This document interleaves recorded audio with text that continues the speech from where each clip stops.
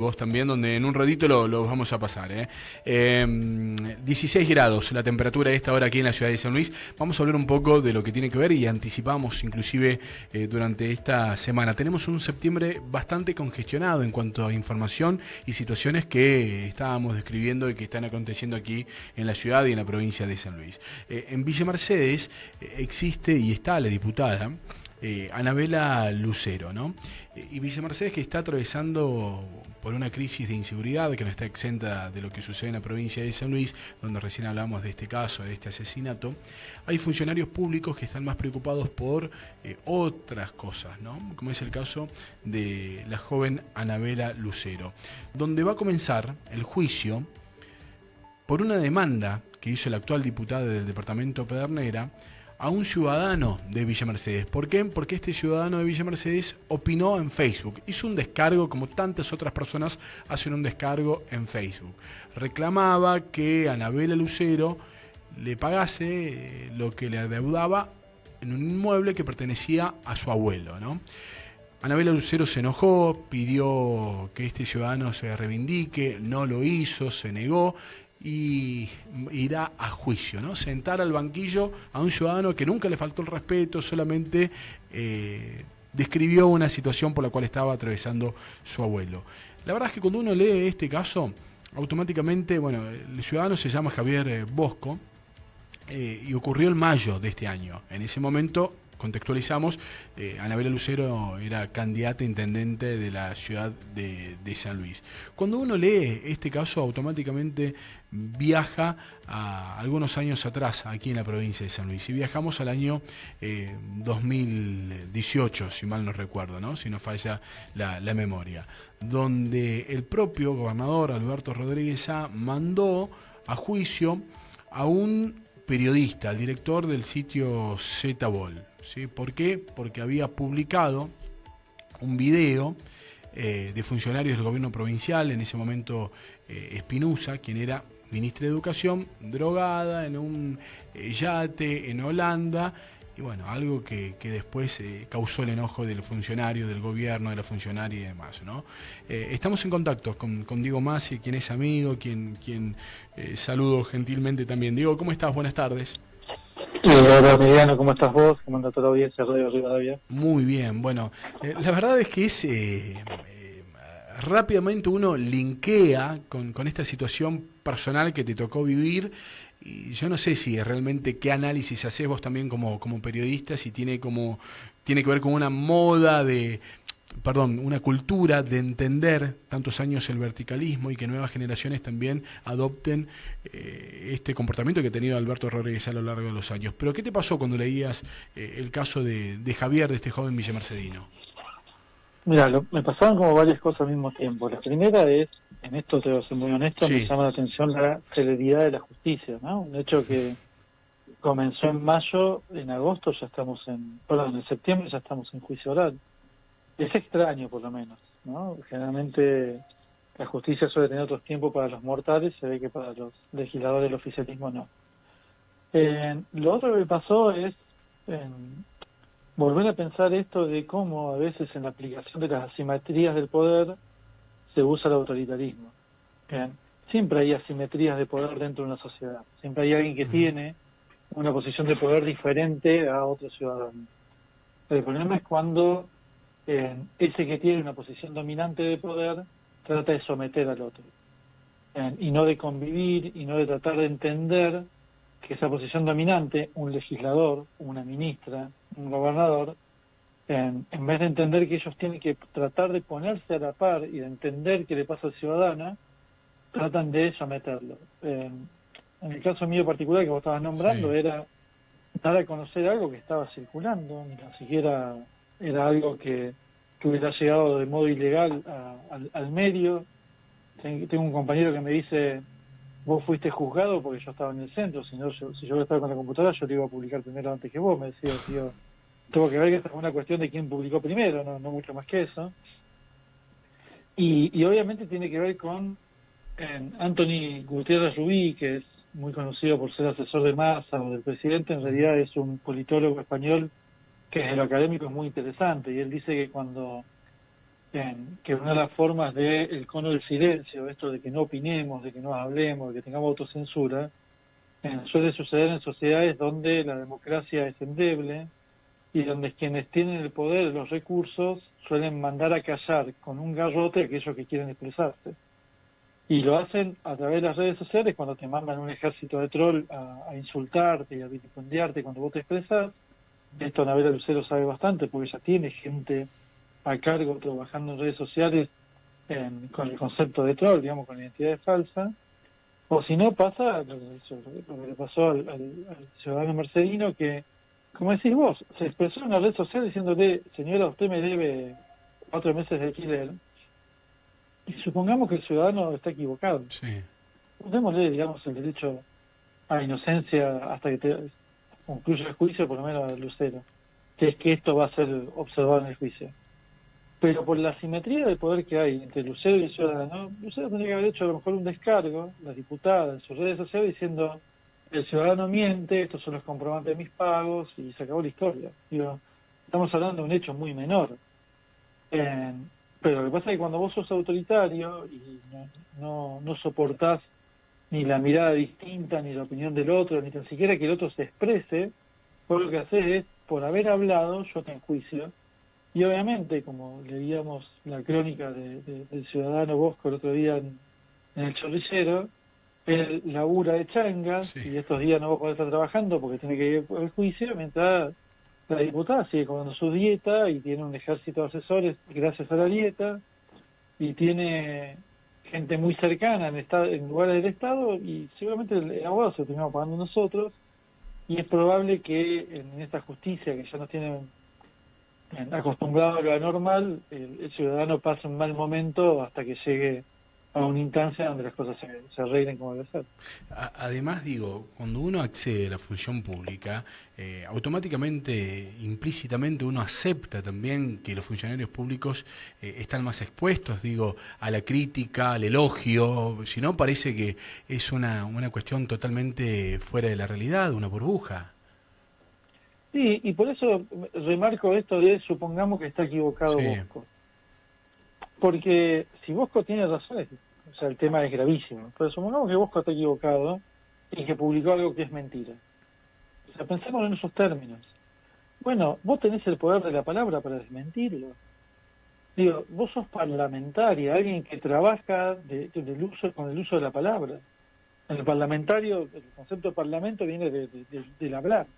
Del hablar, del discutir, Entonces me parece que habla de una cuestión muy autoritaria, porque la lógica hubiera sido, insisto, si Bosco está equivocado, la diputada hace una publicación diciendo: quiero contarles que fui víctima de una equivocación, supongamos que el hombre no está equivocado, yo pagué todo lo que tenía que pagar, acá están los recibos, y se acaba la discusión.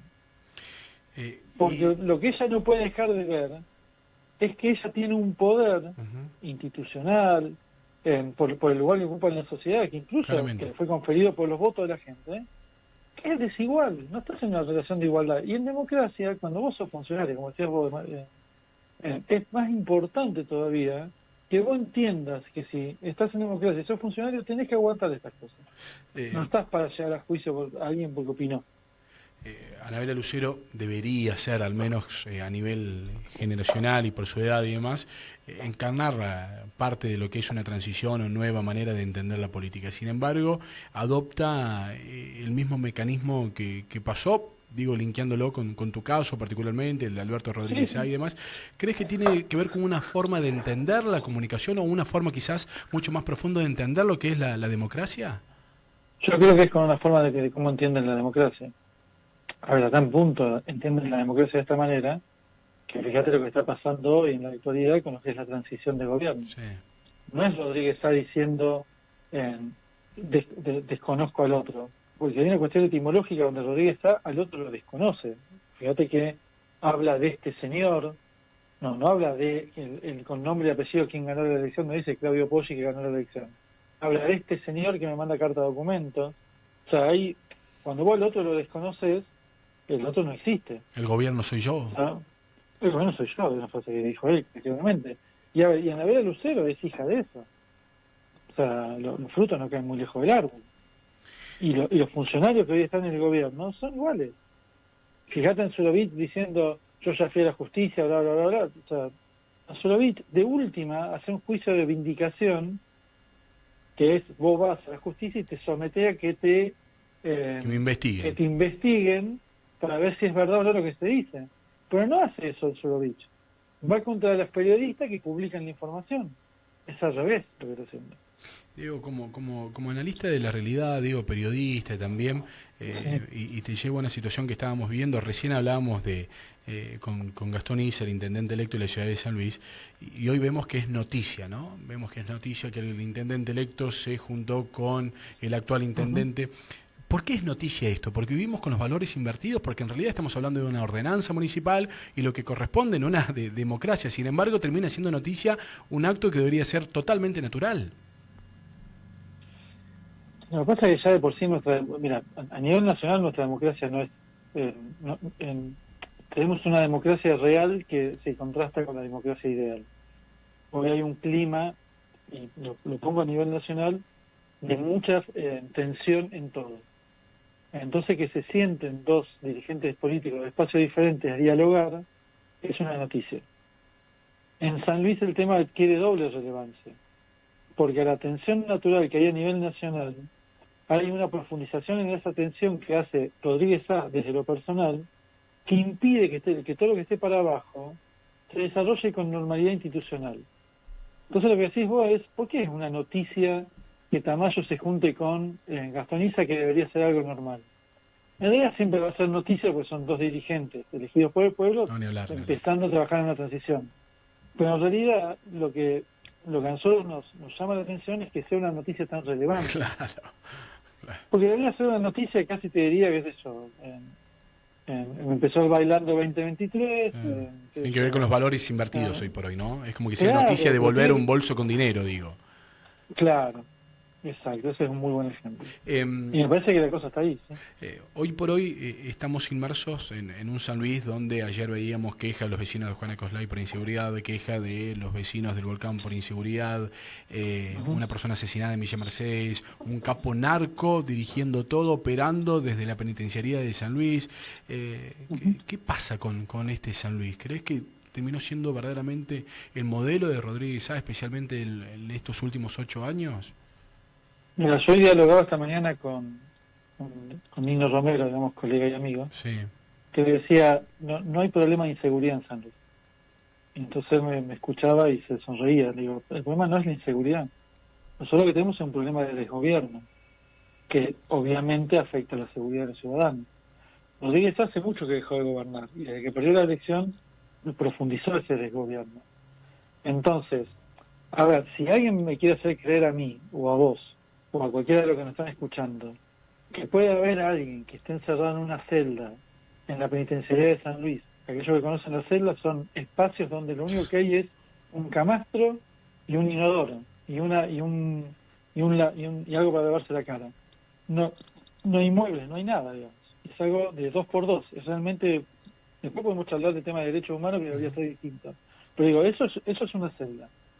Si alguien nos quiere hacer creer que en ese lugar puede haber una persona privada de su libertad, sentada en la cama, con una computadora, 5 celulares, drogas, documentos, pagarés, y cuadernos con el itinerario de cómo vende y cobra la droga en San Luis y Villa Mercedes, y nadie lo vio, si quieren que nosotros pensemos que nadie lo vio, les tenemos que dar una noticia. Tenemos cara de boludo, pero no somos boludos. Entonces, yo lo que digo es, como mínimo tiene que renunciar el ministro de Seguridad, pero por 2 motivos. O porque es ineficiente o porque es cómplice. Pero por cualquiera de las 2 razones tiene que renunciar. Porque es imposible que no vean eso. Y la penitenciaría depende del ministro de Seguridad. Pero si vos querés seguir mirando, podemos hablar de lo que pasó en Villa Mercedes con el hecho de esta mujer que es asesinada, donde todo hace pensar que fue víctima de esta gente que va, te golpea la puerta y te dice, venimos de la empresa de Desal a contratar un problema de electricidad, y habría sido sometida a la violencia de que la llevó a la muerte. Si es así, y por lo que uno escucha es algo que está pasando mucho, sí. Digo, ¿alguien se puede sorprender con eso? Porque la propia Desal, la empresa de energía, es la que viene publicando hace un mes y medio, yo lo escucho en la radio, diciendo, no estamos haciendo inspecciones, alertando de que hay gente que está de inspectores falsos. ¿Cuántos inspectores falsos puede haber en la provincia caminando que nadie se dé cuenta? Pero eso habla de que no hay inteligencia criminal, que no hay nadie en la calle patrullando, que no hay, digamos, prevención. Entonces, tenés eso en seguridad. Hubo incendios forestales hace 15 días atrás. Sí. Tengo un amigo que se le quemó el campo y murieron animales ahí en la zona de Río Grande, toda aquella zona, ¿no? Y escuchó, digamos, que hablaban en la radio, en televisión, no sé dónde lo escuchó, de que se iba a dar subsidios a los afectados.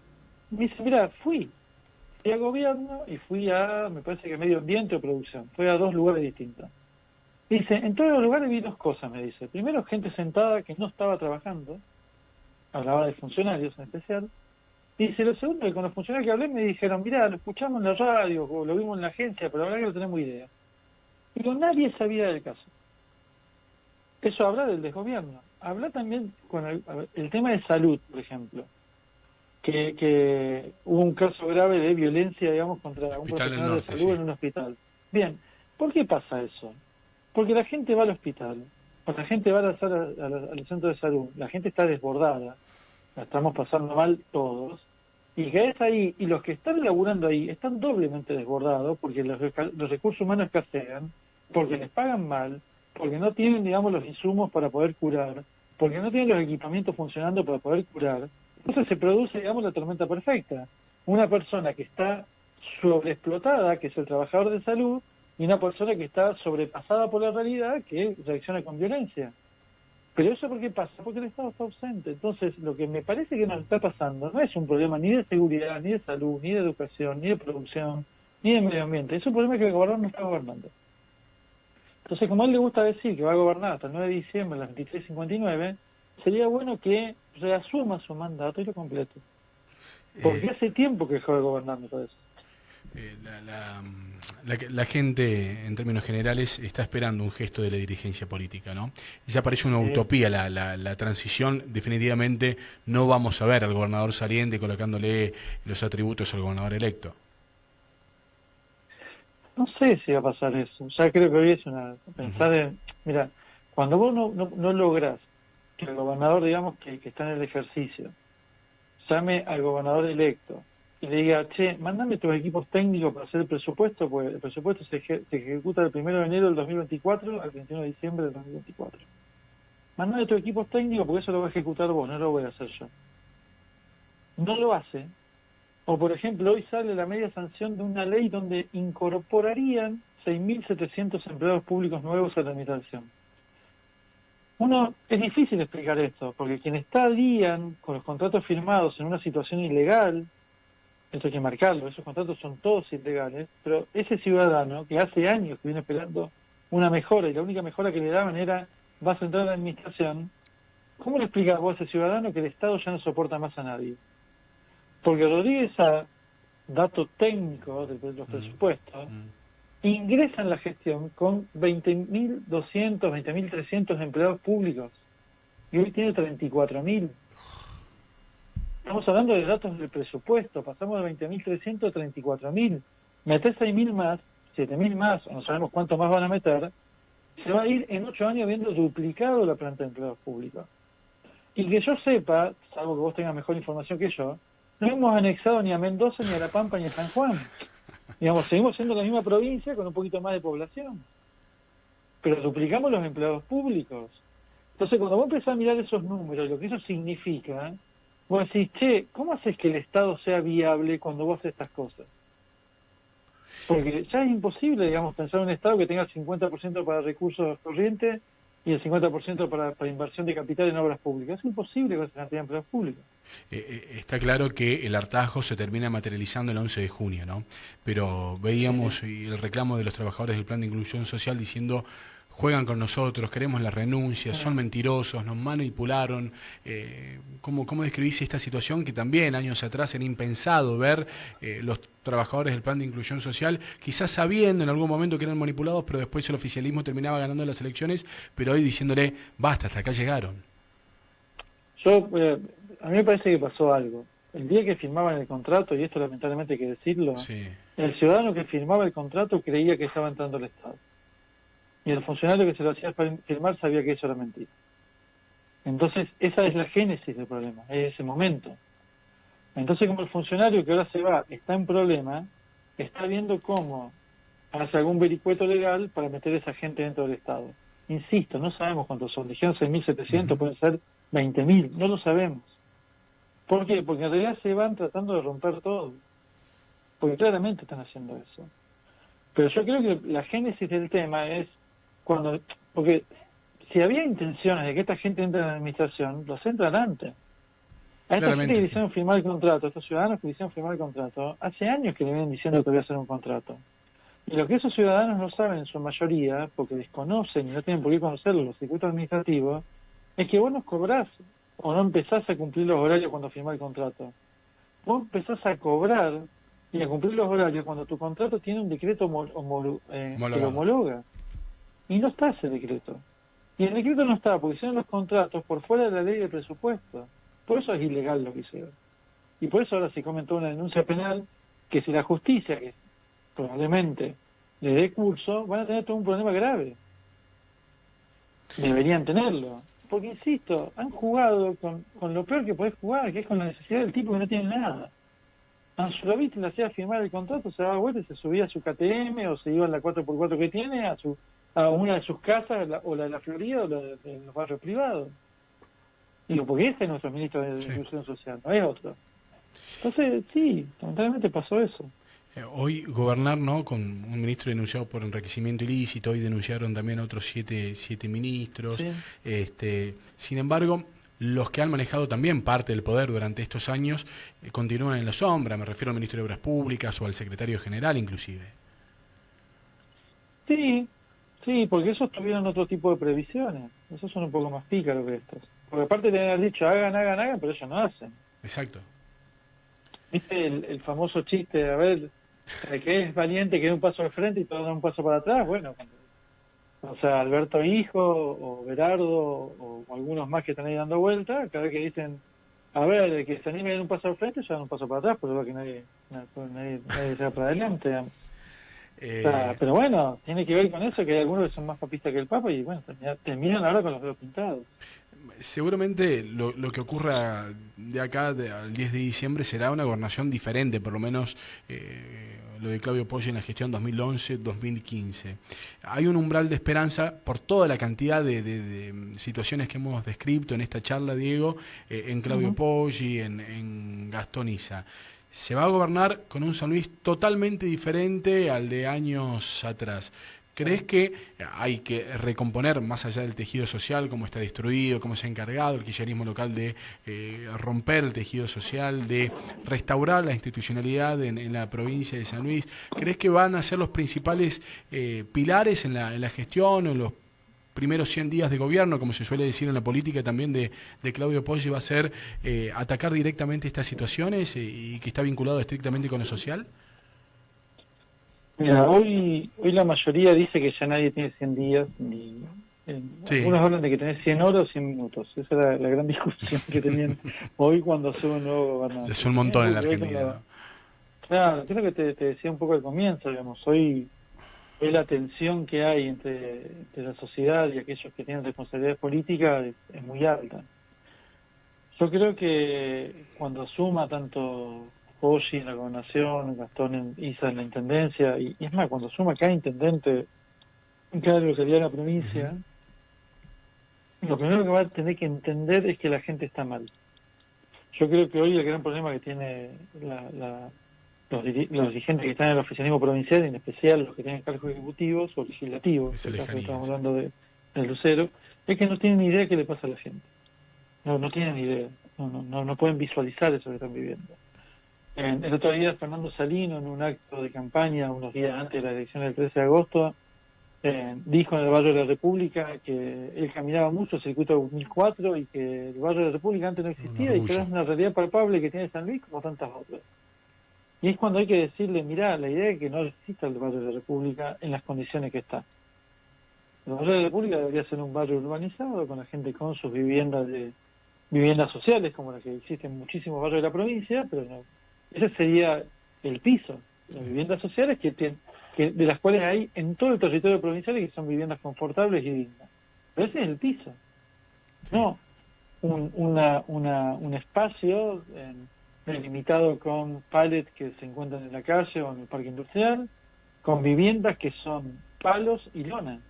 Eso no es una realidad palpable para el... Diciendo que era un orgullo, inclusive, ¿no? Diciendo que era un orgullo. Sí, lo dijo en ese término, a mí me impactó como lo dijo. Sí. Por eso digo, me parece que es importante visualizar que quien asuma tiene que entender que la gente está muy mal. Y yo creo que si vos lográs entender eso y ponerte a escuchar a la gente, ya podés empezar a cambiar un parte del humor social que hay. Bien. Los problemas que hay que solucionar no los va a solucionar ni en 100 minutos, ni en 100 horas, ni en 100 días. Ahora, si el ciudadano común te ve que vos estás arremangado en la calle, laburando, para ver si das vuelta a la situación, te van a empezar a dar cuotas de confianza. Vos no vas... Yo creo que la mayoría de los que asuman el 10 de diciembre van a llegar con legitimidad de origen, o sea, fueron votados, por eso van a asumir, pero no van a tener legitimidad de inicio de gestión, que era lo que tenían todos. Van a tener que construirla, y eso va a ser complicado. Diego, te llevo al inicio de nuestra entrevista, la última pregunta, de lo que viviste en el 2018, ¿no? Cuando te llevaron a juicio por publicar el video de, en ese entonces, la ministra Natalia Espinosa, y hoy imagino la preocupación o la cabeza de este joven ciudadano, laburante, Javier Bosco. Si pudieses darle un consejo, alguna sugerencia a la situación que va a vivir en los próximos días, ¿qué le dirías? No sé si estoy para dar consejos.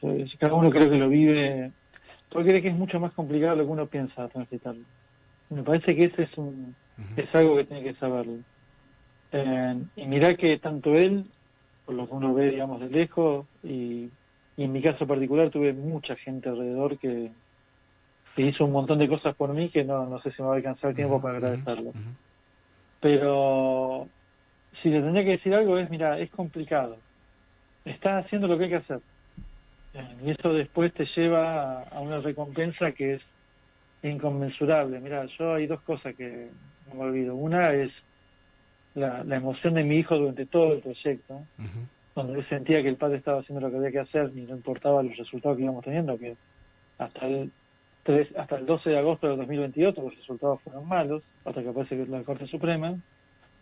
Y el día que me sale la sentencia de Espinosa, que eso fue el 13 de agosto del 2020, yo llamo por teléfono a mis viejos para avisarles, mis viejos 80 años los dos, mi viejo el Mario con un cáncer muy avanzado, a los 60 días muere, y mi viejo cuando me atiende el teléfono me dice, estoy re orgulloso de vos. Y eso no te lo olvidas nunca. Entonces, si uno le tiene que decir algo a Javier es, mira, es duro, es difícil, va a haber días que vas a estar indignado, va a haber días donde vas a insultar mucho, pero hay algo que no te lo quita nadie, el de saber que vos estás haciendo lo correcto porque no hiciste nada malo. Pues siempre lo digo esto, cuando vos sabés que no hiciste nada malo, tenés que tener la tranquilidad de que, por más que vayas a tener algunas derrotas parciales, la victoria generalmente siempre llega. Y mira, y a veces la victoria no es el fallo favorable. La victoria es cuando te aparece un montón de gente que vos no la estabas viendo y que te aparece y te dice, che, o como unos amigos a las 48 horas que salió el primer fallo con la sentencia, unos amigos me llaman y dicen, vamos a comer un asado a tu casa, llevamos la carne, la bebida, todo, no importa si no estás, nosotros vamos a acompañarte, me dijeron. Y cayeron, son cosas que, por eso te digo, te pasan cosas que bueno, que te reconfortan el alma por otro lado. Pero si le tendría que decir algo, el camino no es fácil. Pero bueno, es necesario transitarlo. Diego, te mando un abrazo, gracias, como siempre, muy amable. Otro para ustedes, che, un abrazo grande. Diego Massi, periodista, director del sitio ZBOL, hablamos un poquito de la realidad, del contexto en la provincia de